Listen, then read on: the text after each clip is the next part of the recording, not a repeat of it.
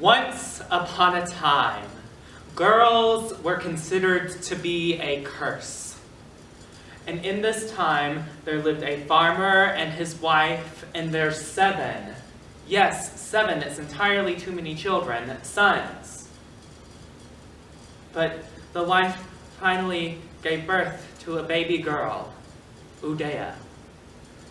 When Udea was born, her brothers declared, "If you don't get rid of her, we're gonna turn into moths and fly away." Yeah, girls are only good for, sewing and cooking and cleaning, and we have you for that, mother. Udea's mother knew that she had to protect her daughter, to teach her to be strong and brave in this world. And as Udea grew up, she took her mother's lessons. She was strong and kind and smart and brave. She would go to her father every day asking if she could help on the farm, but he never let her because she had a vagina, and apparently you can't pull turnips with one of those. One day, Udea's mother grew ill. Udea sat beside her bed every day, holding her mother's hand, praying that her mother would be healed. But after a few weeks, her mother passed. Udea's father declared that she was to be sold in the village as a bride. Hearing this, Udea disguised herself as a man, meaning that she put on pants, and rushed off into the forest. She ran through brambles and bushes, through branches. Udea was lost, but she began to hear the sounds of music. Do, do, do, do, do. Udea followed the sounds until she came to a clearing where a fairy sat playing a lyre. It's like a tiny harp, not someone who doesn't tell the truth. The fairy said to her, "Hello there! I'm Abel. I'm the guardian fairy of this forest. What are you doing here, my dear?"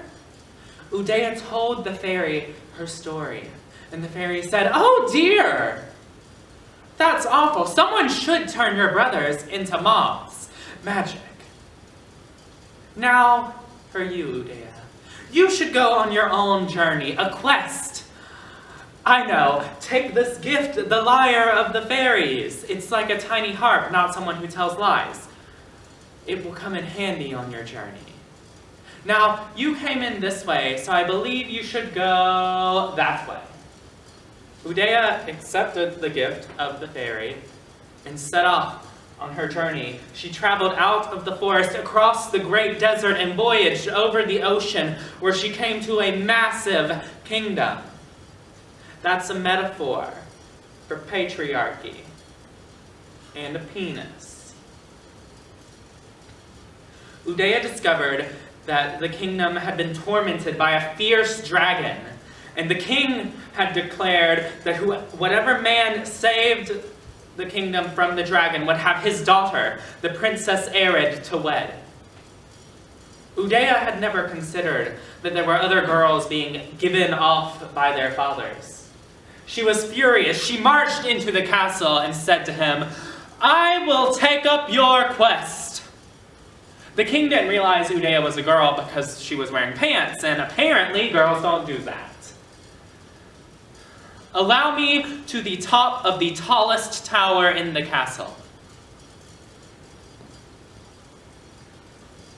Udea stood alone atop the tower.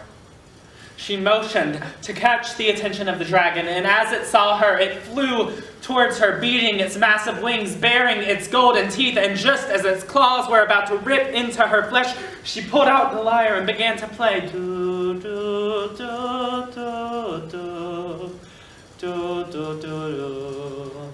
And as she did, the dragon fell asleep, but Udea continued playing her song, and as her song seeped through the streets of the town, the entire kingdom fell asleep. Udea made her way back to the chamber of the Princess Arid. She awoke the princess, who realized Udea was a girl because girls can wear pants and Arid wasn't an idiot. Udea said to her, "It is not your father's decision who you are to wed or what you are to do with your life. But if you want, you could come with me. It is my plan to go across the kingdom, saving girls like us from being treated like objects." The princess agreed to go, and Udea took her hand. They returned to the top of the tower where the now tamed dragon lies sleeping. They awoke the dragon, mounted it, and rode off. Udea and Arid flew from kingdom to kingdom, saving young girls. One girl they found asleep in the forest, her skin as white as snow. Her mother had drugged her for being prettier than her. Another girl was trapped in a tower for so long, her hair had grown 20 meters in length. A third girl was held hostage in a castle that was run by like a half-prince, half-water buffalo sort of thing, and there were dancing plates. It was sometimes a little weird. But sometimes it was sad. Hundreds of girls sold or taken from their homes and transported from kingdom to kingdom, across mountains and valleys to be used by kings and knights and doctors and farmers. But Udea and Arid saved them, as many as they could. So many girls were saved, they began to go out and save more. Soon the girls were saving girls who were saving girls.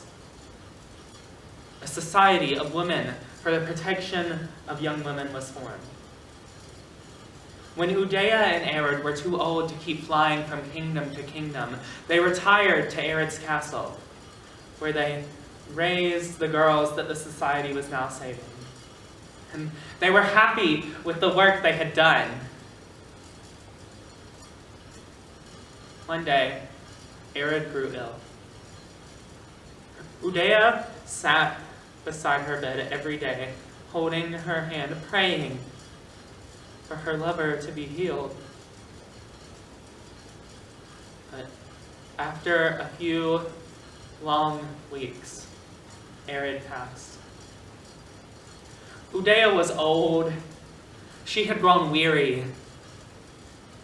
She knew that too, her time would come. Udea stood alone atop the tower as she played her song one last time. Do, do, do, do, do, do, do, do, do, do, do, do.